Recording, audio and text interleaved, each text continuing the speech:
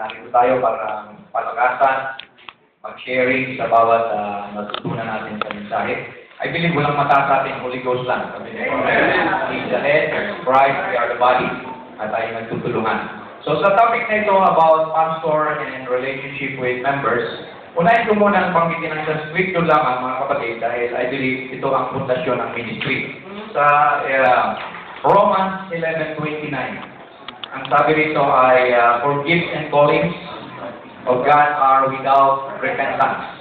Ang kaloob daw at ang katawagan ay hindi ito pinagsisisihan. I believe ang tunay na mga alagad ng Diyos predestinated, foreordained before the foundation of the world. Amen. Mayroon ba sa ating pastor dito na nagsabi ng maliit na bata pa siya, gusto kong maging pastor? Hindi, lumabas na lang ito. Kung talagang pastor ka, tatawagin ka ng Diyos sa posisyon mo yan. Dahil yan ay nakatalaga, maging si Jeremiah, sabi niya, I ordain you as a prophet in the womb of your mother. Hindi pa pinapakanak si Jeremiah, prophet na.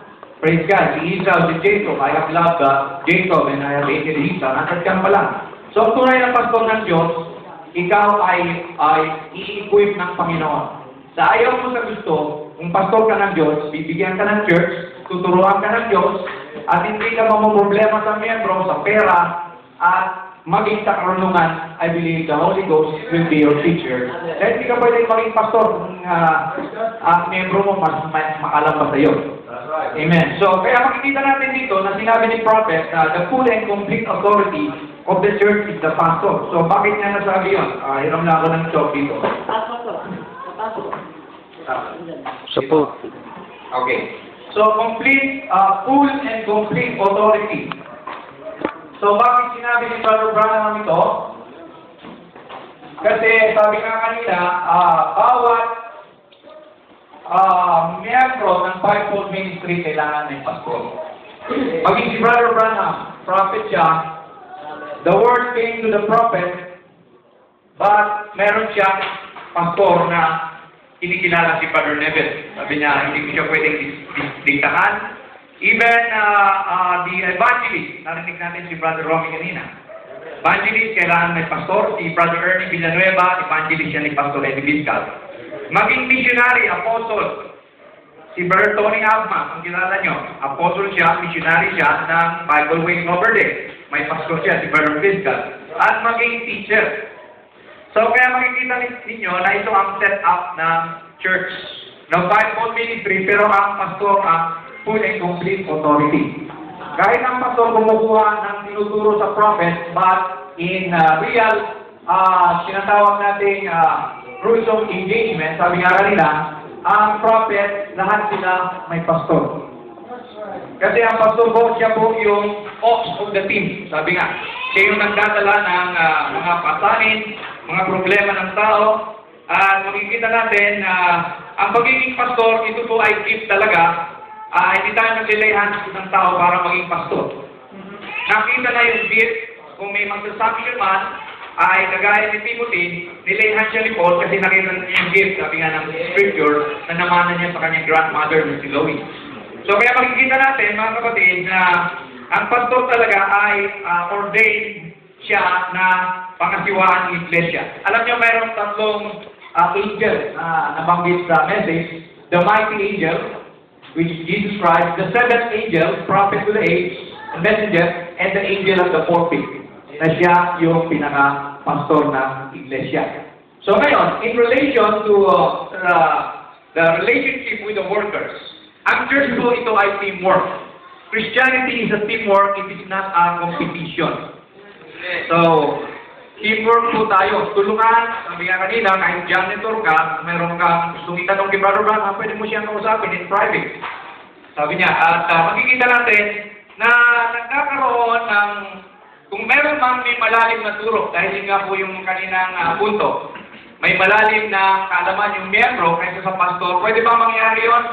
Pwede, but it will be a teamwork again. Sabi nga, kasi mayroong malalim na salungat na sa salita ng Diyos, di ba? Kaya naging malalim kasi nakatanggap ng dalawang kaluluwa o nasa millennium na, malalim na ako, millennium na, narapture na ako, di ba? Tingnan niyo sa panahon ni Moses, mga kapatid. Sa panahon ni Moses, may mga malalalim doon na Lihis. mukhang malalim si Korah, si Datan, at si Abiram. Malalim ba sila? Yes, nahulog sila doon sa malalim. Nabubukas yung dagat, yung lupa. Nilamon sila. Bakit nagiging malalim sila? Because of motives. Tama yung kanina, no? Si Brother Francis, sabi niya, ano ba ang motibo natin kung may mataas tayong kaalaman? Motibo mo ba is popularity? Gusto mong maging sikat kaysa kay pastor. Pero wala ka namang gift, wala ka namang calling. Kasi ang pastoral, hindi pinag-aaralan ito sa seminaryo eh. Amen. Hindi ito tinuturo, ito ay gift. Kaloob ng Diyos, praise God, at Diyos ang pumili, hindi tao. So, motive, popularity, ano yung nabanggit kanina, Nicolaitanism, you want to control. Pag natapawan ko si pastor, ako na ang mag-control sa church. Diba? Pangatlo, okay, makikita natin ang tinatawag dito na money. Okay? Gain. So, gain selling of Korah. So, ano ba ang dahilan? Ito, I'm speaking about the negative. Kasi kung malalim ang turo mo, either dalawa lang ang patutunguhan mo, makipag-cooperate o bumangga.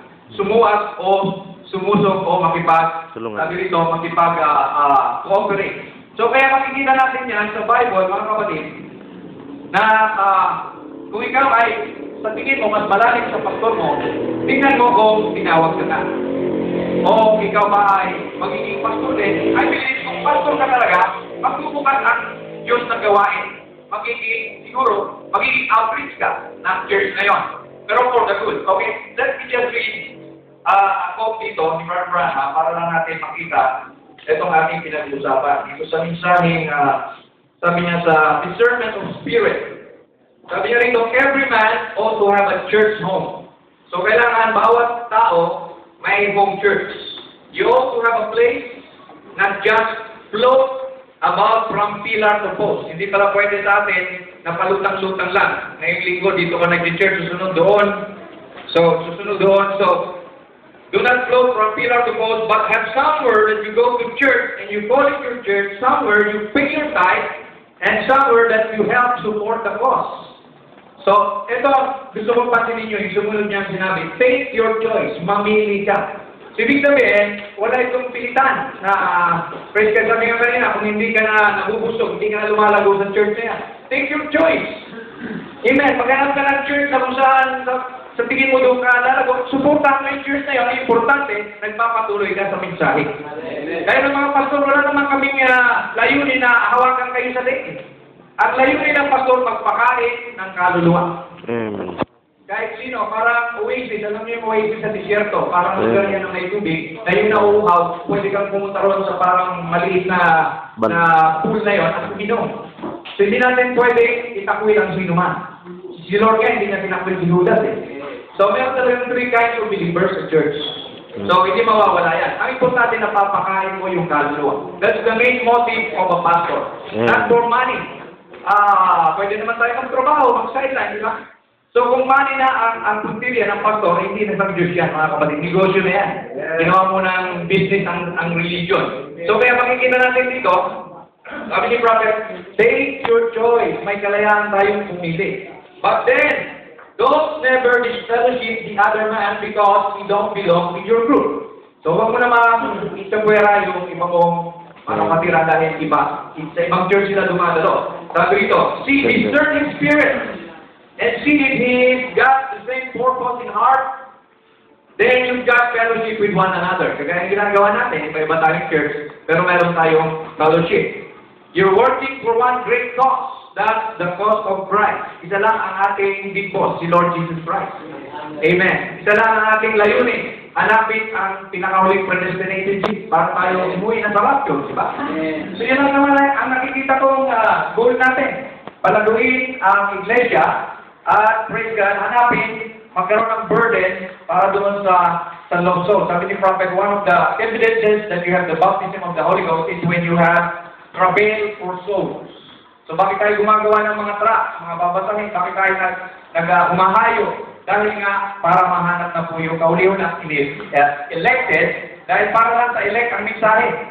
Hindi natin ito pwedeng pamilit sa hindi elect. So, mabibilaukan lang sila para lang ito sa mga agila, sabi nga kanina. So, kaya makikita natin dito, but the full and complete authority of the church is the pastor. Binasa na ito kanina ni Brother Benji and I believe Brother Sernan. There's no one above the elder. So, walang mataas, walang bishop na pwedeng dumikta kung sino man sa atin.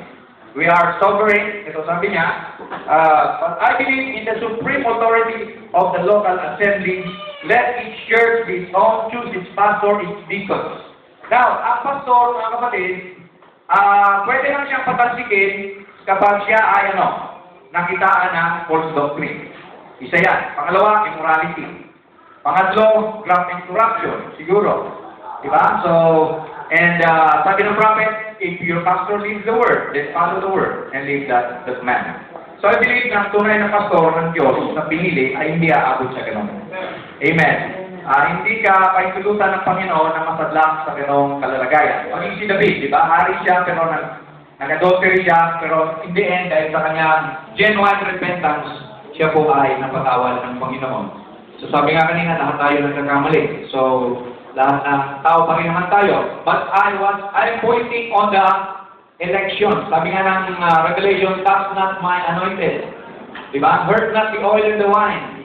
Do my prophets no harm. So kaya kung ikaw ay sinalaga ng Diyos na pastor, mahalaga sa iyo, number one, ang mga kaluluwa ng mga tao. Maoperas naman sa abroad, hindi mo iiwanan ang congregation mo sa pera. Pag iniwanan mo, ibig sabihin hindi ka talaga tinawag. Ibig sabihin hindi ka talaga gifted. Ibig sabihin na-trust ka lang sa pagiging pastor. Kasi ang mga totoong pastor, kawan niya, kailanman hindi niya iiwanan yung kanyang kawan. Ano man ang mangyari. Mamatay na siya, o kung tumandaman siya, mag-resign siya, at ibigay niya sa, ipasa niya sa kung sino mang karapat-dapat na nakitaan niya ng gift din. At yun lang I believe. Kasi ako, I for one, as a testimony, walang nag-share sa akin sa message. May nakabot lang sa akin ng Church Ages book na unbeliever pa. Binasa ko lang yung Church Age book. Ako yung nasa Pentecostal noon. Doon ako tinawag ng Panginoon. Umiiyak ako. Magdamag, hindi ko nabitawan yung book. Pagdamag, inubos ko yun. Sabi ko, ito na, nakita ko na. Ito lang akong nakita ng Diyos. Hindi tayo naghanap sa Diyos. Siya ang naghanap sa atin. Kaya praise God, wala noon. At pasa ko na ng pasa. Hindi, gumawa ko ng mga tracts, ng mga chronicles. Namigay ako ng mga bus, ng mga hospital. Binabasa na nila, may tumatawag. Buong pamilya, nagpapabaptize. So hanggang sa maging church, yung amin po kinalalagyan. So, praise God, ganun lang mga kapatid. What is a desire for souls? Actually, hindi tayo namimili, yung kinauukulan lang ang tatanggap nito. Pag hindi ukol, hindi bubukol. Kaya believe doon sa topic natin na may mataas man ang kaalaman ng isang miyembro, sa tingin niya lang yun. Kasi ang pastor talagang equipped ng Diyos yan. Nandiyan naman yan sa message, nandiyan naman yan sa Bible. Kung nakita mo, ba't di makita ng pastor yan? Diba? At kung meron ng conflict, it's because maybe of self-interpretation or opinion or maybe other influences na nagbigay sa iyo ng ganong interpretation ang nabasa mo. Pero kung aayusin, sabi ko nga kanina, cooperation, teamwork, pag-usapan, pagbitingan, gumawa ka ng sarili yung ministerial meeting sa church, mga young people, question and answer, natuto ng pastor. Pati pastor siguro, kung mayroon nang di nakita, in the flow of the question and answer, may napipick up ka rin. So hindi mo pwedeng sabihin, dahil marami ka lang na bata, ay masigit ka na sa pastor. No one is above the elder. Amen. So yun lang po, mga kapatid. God bless you.